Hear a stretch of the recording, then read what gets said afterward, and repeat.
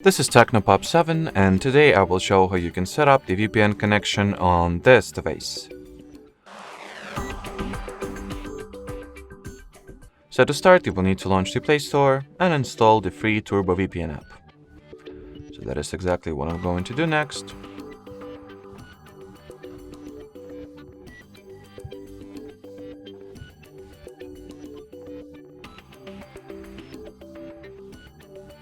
So once the Turbo VPN is downloaded and installed successfully, you can just go ahead and launch the app. Over here, tap at the green continue button.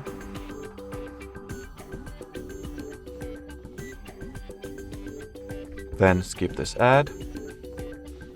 And in order to connect your device to VPN, just tap at this carrot icon over here, confirm the connection request, and as you can see, my phone gets successfully connected to VPN. While at it, you can change the server, country, or even the city that you are currently connected to, just like that.